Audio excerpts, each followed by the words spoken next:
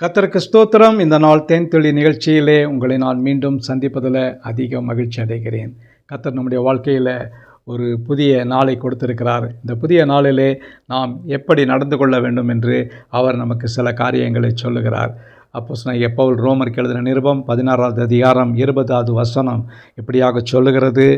சாத்தானை, சமாதானத்தின் தேவன் சீக்கிரமாய் சாத்தானை உங்கள் கால்களின் கீழாக நசுக்கி போடுவார். நம்முடைய கர்த்தராகிய இயேசு கிறிஸ்துவினுடைய கிருபை உங்களுடனே கூட இருப்பதாக. ஆமேன் என்று சொல்லப்பட்டிருக்கிறது.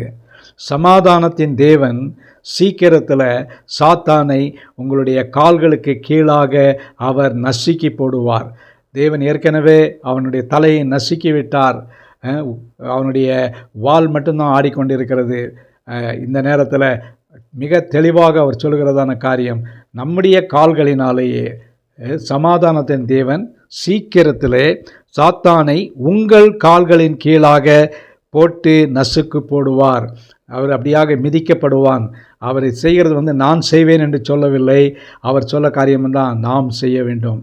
நாம் அதை செய்ய வேண்டும் என்று சொன்னால் நமக்கு அது ஒரு அதிகாரம் இருக்க வேண்டும். தேவன் நமக்கு சகல அதிகாரத்தை கொடுத்திருக்கிறார். சத்துருவை மேற்கொள்வதற்கு போதுமான ஒரு அதிகாரத்தை கொடுத்திருக்கிறார். அவருடைய பிள்ளைகளாகி இருக்கிற நமக்கு சகல அதிகாரங்களும் யோவான் 1:12 கொடுக்கப்பட்டிருக்கிறது.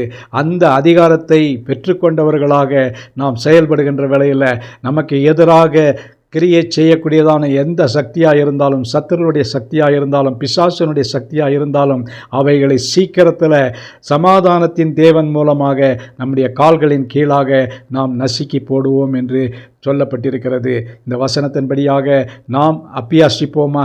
நமக்கு வருகிற பிரச்சனைகளில் நீங்கள் தான் நசுக்கி போடுவீர்கள் என்று சொல்கிறார்.